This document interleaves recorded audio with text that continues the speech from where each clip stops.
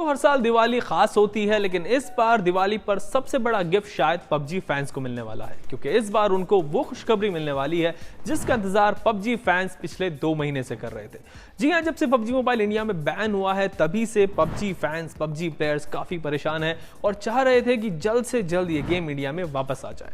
PUBG corporation भी PUBG mobile को वापस लाने की काफी कोशिश कर रहा था, लेकिन कंपनी की हर कोशिश नाकाम साबित हो रही थी।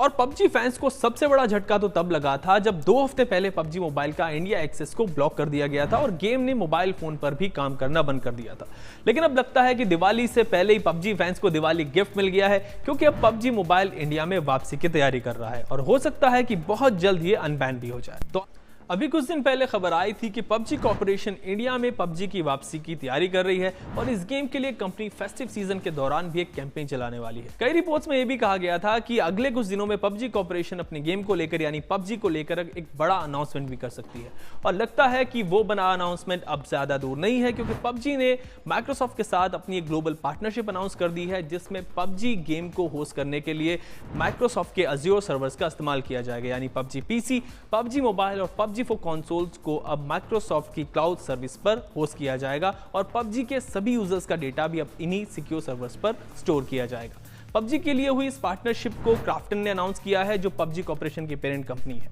इस डील का सीधा मतलब यह है कि south Korean company PUBG corporation ने पबजी मोबाइल का चाइनीज कनेक्शन ऑलमोस्ट खत्म ही कर दिया है। तो ऐसे में जो सबसे बड़ा इशू था पबजी मोबाइल के साथ कि पबजी इंडियन यूजर्स के डेटा को देश से बाहर ले जाता है और फिर वो चाइनीज अथॉरिटीज के हाथ लग सकता है, तो ऑलमोस्ट वो सॉल्व हो गया है, क्योंकि इंडियन यूजर्स का डेटा भी अब माइक्रोसॉफ्ट के सर्वर्स पर या फिर लोकली स्टोर किया जाएगा। हालांकि टेंसेंट गेम्स को तो पबजी कॉर्पोरेशन ने पहले ही टाटा बाय बाय बोल दिया था और पबजी मोबाइल के पब्लिशिंग राइट्स भी अपने पास ही ले लिए थे, लेकिन कंपनी को इंडिया में कोई पार्टनर नहीं मिला था, तो इसलिए पबजी कॉर्पोरेशन को पहले काफी दिक्कतें आ रही थी।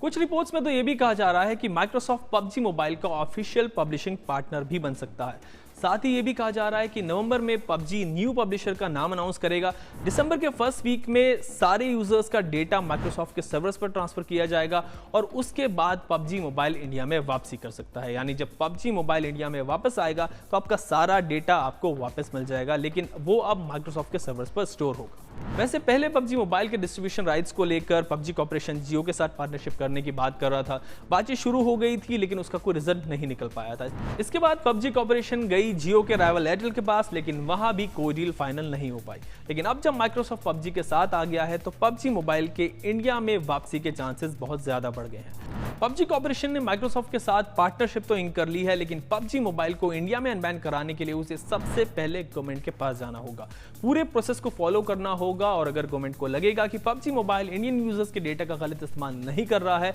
तो ही गवर्नमेंट अपने डिसीजन को रिव्यू करेगी। आपकी इस पूरे डेवलपमेंट पर क्या राय है, आप ये मुझे हमारे कमेंट सेक्शन में जरूर बताएं और ऐसे ही